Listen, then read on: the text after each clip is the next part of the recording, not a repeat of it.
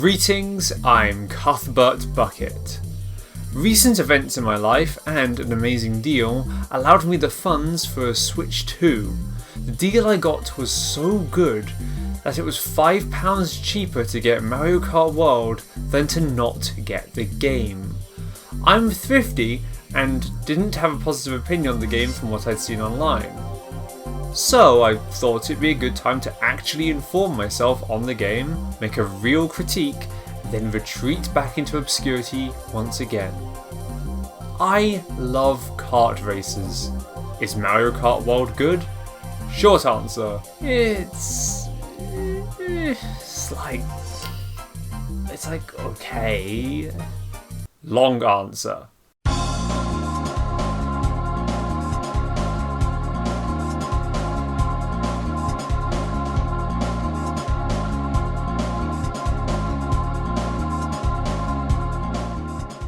Mario Kart World is a game that rapidly machine guns itself in the foot at every available opportunity. There is very little it is able to do that doesn't leave its socks looking like goddamn Swiss cheese. The game's fun parts have more asterisks than a French comic book shop. The open world, the heart of the game, causes more harm than good. Let's start simple with the Grand Prix. Oh, you've heard this all before. The intermissions are straight lines and dull, and all the important stuff happens at the tail end of the track. This is trite, but true. And as someone who's traditionally loved playing these games as single-player Grand Prix experiences, Mario Kart World was bugging me for different reasons. Front running, the most satisfying way to play the game, has been utterly destroyed by the game's atrocious item balancing. World builds off of Mario Kart 8's coin system. Now, I'm not the biggest fan of 8, but the coins are balanced quite well. Who can get the most coins? First place. They're given an item that gives them coins constantly, and they get first dibs on the track's coins. This means that staying in first is the best way to get coins and keep a high top speed, with the disadvantage being that you're getting weaker items than the people behind you. First place is faster but weaker. World decides to fuck this entire system up. Double the maximum coin count, so building up to the biggest speed bonus takes longer, but to compensate, there's a bunch of items that pay out dividends. Bad news for first place is that these items give the highest amount of coins to the people in around 3rd to 8th position. Equally, coins on the track respawn far faster than an 8, so having first dibs is basically pointless. Track events like coin blocks are just open to everyone. Also, you still lose 3 coins when hit, so people in the middle of the pack who are constantly being fed coins aren't hit as hard as first, who has not received a larger income. This means that front running is an absolute pain. To demonstrate this, here's a tale of 2 King Boos.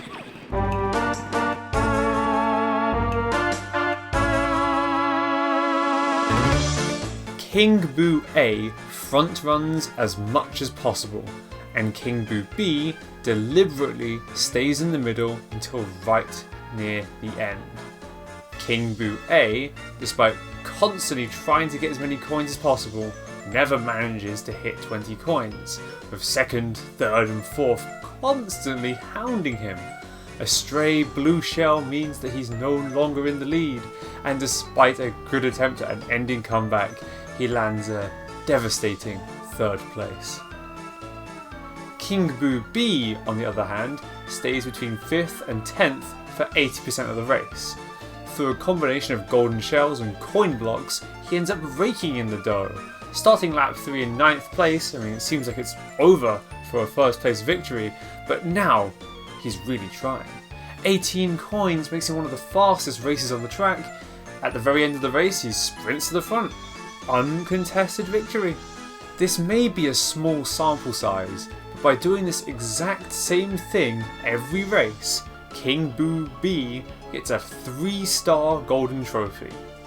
My attempts at front running in this game across different Grand Prix tend to end miserably. but sandbagging with coins grants consistent victories. This goes hand in hand with the quite frankly obnoxious rival system.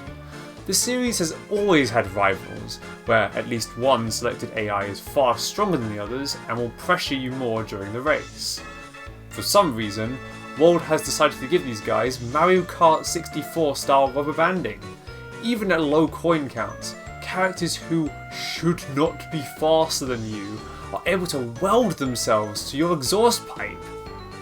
The best remedy for this is to have more coins. Best way to get coins is to not be in first. You can see the issue here. Long roads of getting coins, and then about 25 seconds of actual racing.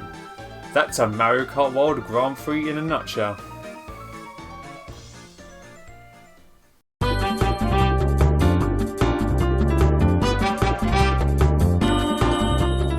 Now, before I had actually played this game for myself, people online hyped this mode as the best reason for the open world. And personally, I'm not feeling it. I do like that the constantly increasing barrier for continuing means you can't mindlessly sit at the back or you risk instant defeat. It certainly makes the prevailing strategy to see how far back you can risk it and how late you can push your golden mushroom into first place. But that's kind of as far as it goes. It doesn't really have track design to accommodate any better strategies. I guess it gives you some ample time to grab some costumes and hope someone behind you unlocks a character for you using the Kamek.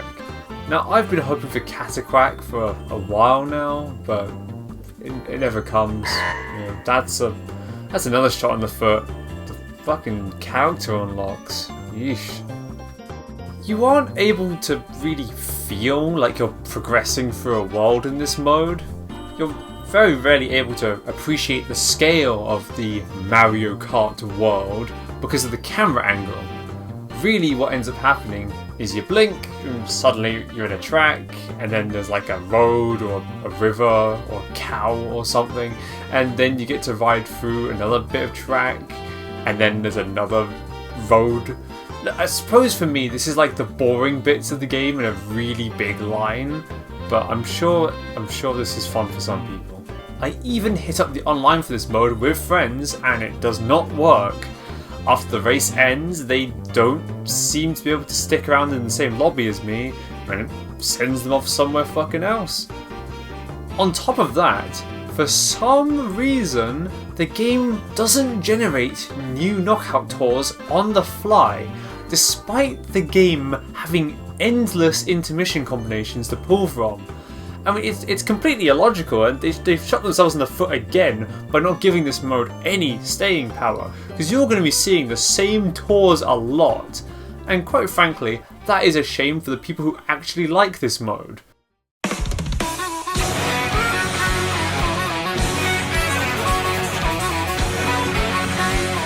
The bulk of the single player experience with this game is the big open world, and its many collectibles, missions, and that about covers it. You can listen to really nice remixes of music from better Mario games and aimlessly wander around. I suppose this is a good time to cover a couple positives of the game. You know, it generally looks really nice. The vehicles are well designed and very unique looking. There's some nice sound design, and each engine sounds different depending on what the kart looks like. I can completely understand the road trip holiday feel they are trying to elicit. And I'm a guy who really likes open worlds, but I got almost nothing out of this one. I decided to look at this open world from two different angles. The proactive angle, where I go out of my way to collect and do as much of the open world as I can see in front of me, and the passive angle, where I roll around, chill out, enjoy the scenery and ignore those stupid collectibles. Both of these are things I am personally able to do in other open world games, and quite frankly, games in general. So in theory, I should have no problem here.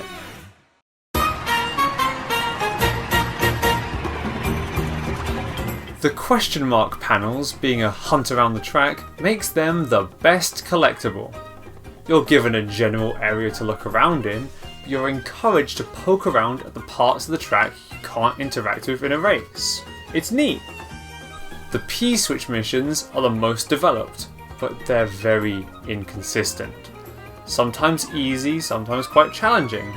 I had fun with some of these, but would it have killed them to let you skip the slow opening camera pan? I mean, having to sit through that annoying little 5 seconds every single retry was one of the most frustrating parts of the entire game. Peach medallions are the true filler. Seeing one always made me groan. They're generally placed on these high up places and you gotta find your way up to them. Maybe this is a skill issue, but usually the solution's a boring one. Everyone I saw didn't encourage wall riding, but either rolling around to a higher ledge, and the lack of zooming out the camera makes finding the higher ledges kind of awkward, or just waiting around for a flight ramp, which can take a while. Overall, the proactive angle leaves me with a feeling that something is missing. This is like a game with exclusively Korok seeds. Like, all 3 of these collectible styles are covered by Korok seeds in Breath of the Wild.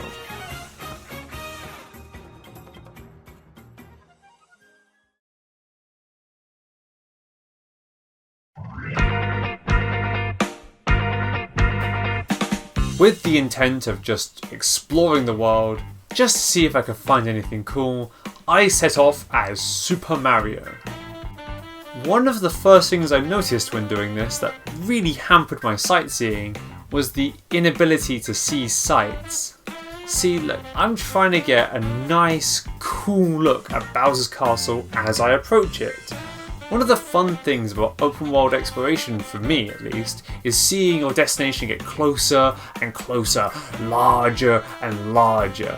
But if you try and move the camera whilst driving, the game tries to put it back. To get this awesome shot, I had to hold my hands like this, which is not exactly comfortable for most people. Once I made it to the top of the castle, I took the opportunity to take in my surroundings. I decided I was just going to pick the most interesting place I could see and travel there without ever opening the in-game map, just using the layout of the world to help me navigate. And there. I want to go to that icy place. You know, for being so high up, I can't actually see that much of the Mario Kart world, so that icy place is the most intriguing and different thing that I can see. So off I travel, trying to keep a close eye on my destination. I leap down from the castle and pretty much immediately I've lost direct sight with the icy place. But I do have the general direction down, so I continue into the bone zone. Practicing some tricks on weird terrain, I find myself very abruptly entering a forest area. You know, biomes in this world don't transition as much as flip like a switch. But a place like this means I must be careful not to lose my way to the icy area. I go upstream, past Mario's circuit, and oh, there it is, off in the distance. The icy area. Not wanting to be too direct, I decide to have a little bit of fun. I mean, that's what this is all about, right? So I go around here and hey, the UFO. This and the big truck are the only real open world exclusive toys to mess around with. I mean, really, I wish there was a ton more things like this, because I think there's a fun foundation here.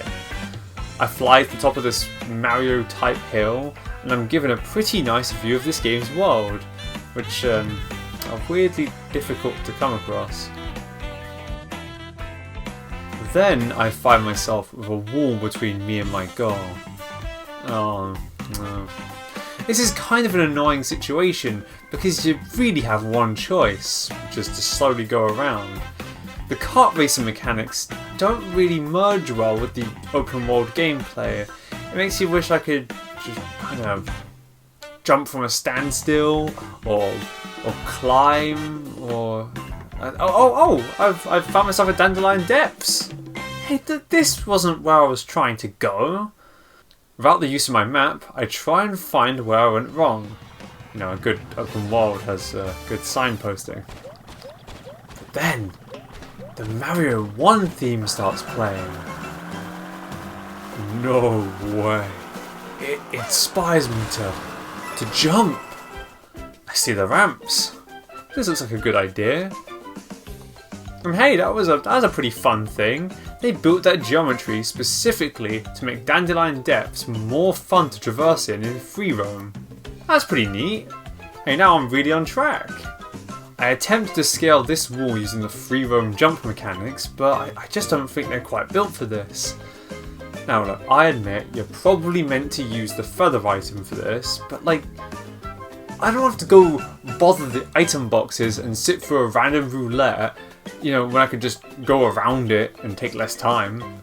I mean, hey, I'm in a snowy area now, so I've got to be close. A quick drive up the road and there we go, I'm at Starvey Peak.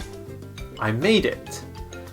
With our adventure at an end, let's get a look at how far we've got. Hey, don't grab me. Okay. Let's get an actual look over the place where we start. Hey! What the hell was the point of this open world if you're not going to let me go where the fuck I want? The weird sort of blank looking terrain here is it's a little lacking, but it's kind of cool. I can look here and see my journey. I'm just not very impressed. I can't even keep up the facade. All of the landmarks on this map are the 3-lap tracks. The places with the highest density of fun challenges and entertaining collectibles are all in or around the 3-lap tracks. The nicest looking, most fun to explore areas of the free roam are the 3-lap tracks. Whenever you see something cool in the open world, it's a goddamn track. The tracks are still the most fun parts of the open world. Mario Kart World can't escape that the tracks are still the best part, which calls into question what the point of all this shit was. Well, I guess you get stickers.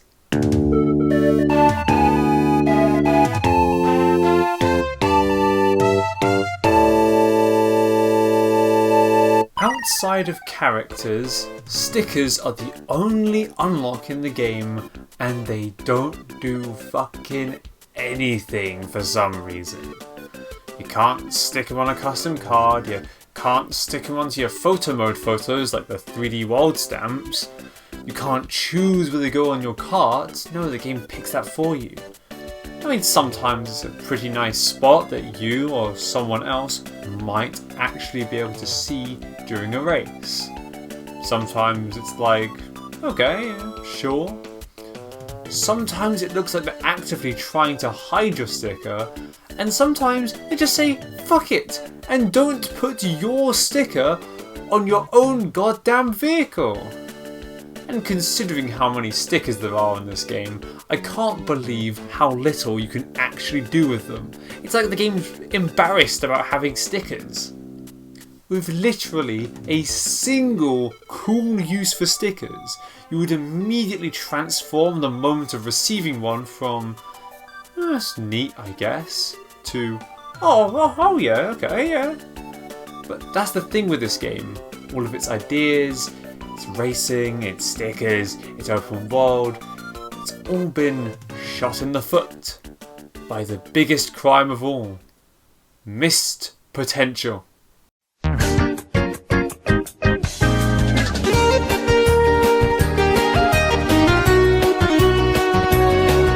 In developer interviews released before the game, they specifically mentioned the reason they went for the open world. They considered Mario Kart 8 to be the perfection of the classic Mario Kart formula. Wow, I could not agree less. But either way, that was the core of the open world. They wanted to do something different, they wanted to make a change. It was understandable. They go into detail about how much work they put into making this world exist. how they had to conceptualize so much more area, make different designs for the buildings to fit in each region of the world. I mean, the effort in creating the world mostly shows. The free roam looks generally really good, and the placement of the different tracks combined with what the area looks like, I mean, it's neat. But a big world with big roads needs more races to make it feel packed and exciting. You know, more races means you need more space for them, so there's more room for everyone to drift. More characters means more items around, which means more mid-tier items need to be placed in the item pool so the game isn't a complete mess. There's more coins around with more people on a wider track, so let's double the maximum coin count. We need tracks that go between the race courses so that people can race and experience the open world at the same time. And this is what I mean when I say the open world is the cause of all gameplay frustration.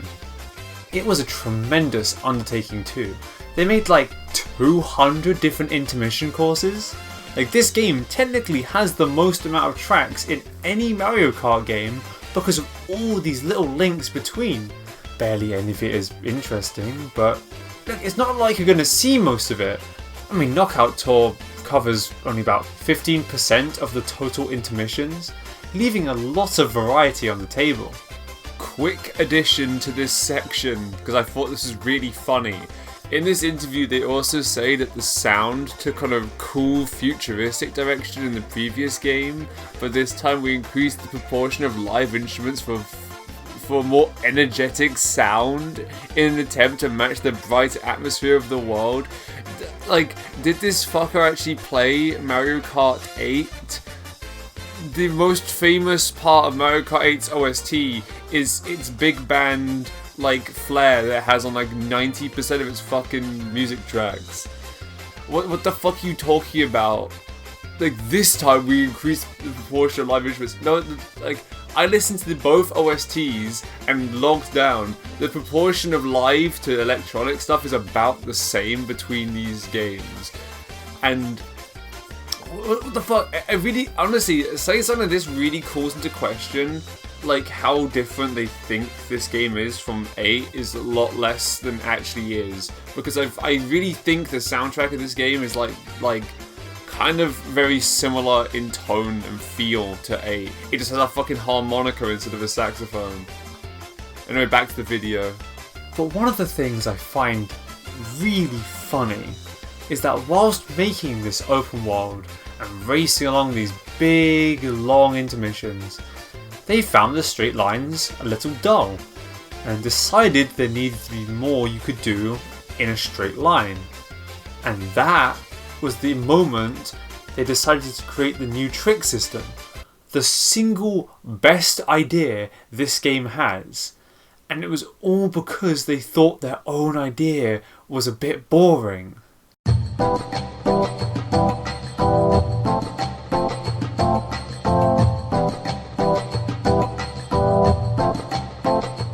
Mario Kart World shows no more missed potential than the trick system.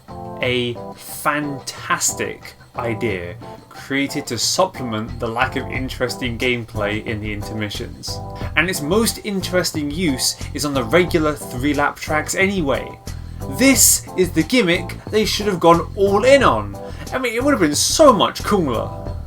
As it stands, the places on the tracks that are actually built to use the wall ride are nearly all slower than just going the regular route. But inventive players have discovered their own shortcuts. This game has been gifted a fantastic time trial scene, maybe the best time trial mode since Mario Kart Wii. It's a shame I'm just not really a big time trials guy, because this seems like the best part of the game. Nintendo wants Mario Kart to be a very chaotic, uncompetitive game, unfortunately. They'd rather focus on a pretty much pointless open world instead of embracing interesting gameplay mechanics.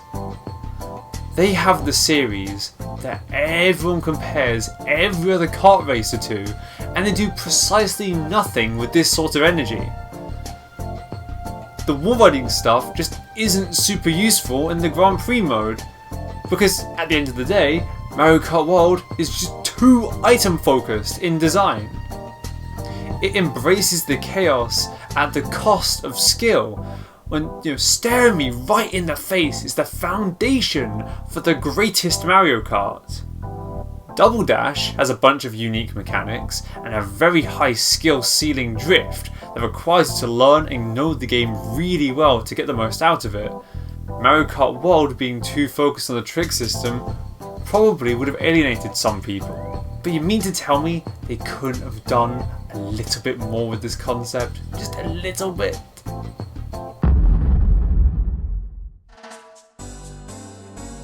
Consider the core of this video entirely over.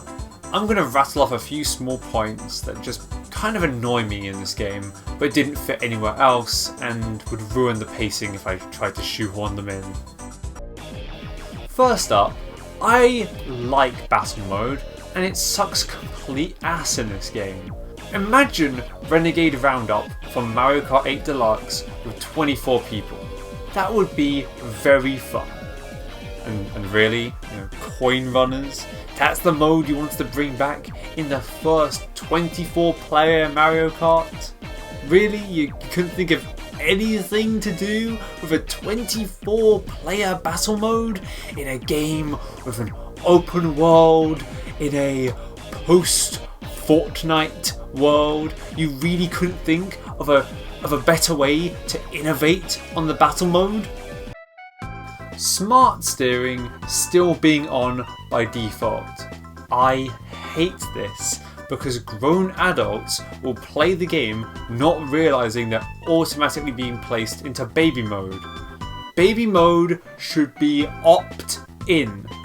I don't want to see another goddamn adult tell me they're good at Mario Kart and I tell them to remove smart steering, and then because they've been playing it for so long they don't realise they're actually shit at Mario Kart. This has happened to me multiple times and it's very sad, and it would not happen if they were just upfront and honest about baby mode. Dash food doesn't dodge blue shells. This really doesn't make any actual gameplay sense, other than they just really want the blue shell to be inconvenient and unstoppable, because apparently Mario Kart isn't fun unless you randomly get killed, I guess. Mario Kart 8 has these weird lobbies you could make and go into, and you could do things like play 200cc no items, and it was really interesting as a bit of a mix-up. The online features of this game are really just kind of lacking. Rainbow fucking Road. This could be its own fucking section. To cap this video off, I hate this game's lame excuse for a Rainbow Road, for a reason I will rudely describe as fart huffing.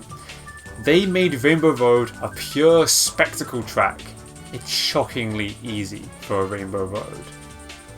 A wide track, pretty normal curves, no crazy holes or gaps in the track to dodge or move around. I mean, Rainbow Road is meant to be the ultimate challenge, and here it's just spectacle. It's made deliberately easy so that you can just gawk at it and point at the screen, but it's not exciting to race on at all.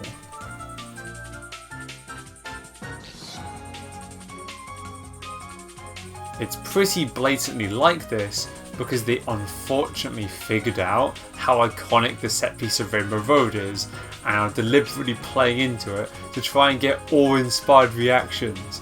They want you to be amazed by the really nice graphics. They don't realise that they forgot to make it an interesting track.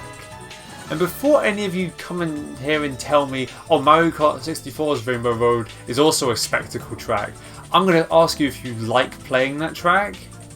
No, you don't. No one likes playing that fucking track. The only thing iconic about it is that you can skip most of it. Look, both could be possible.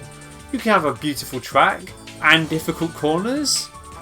Oh well, it's a shame there's no other racing games exclusive to the Switch 2 to talk about, Something that puts the power of this new console to having beautiful tracks that are also interestingly designed and fun to race on, A game with a good use for stickers.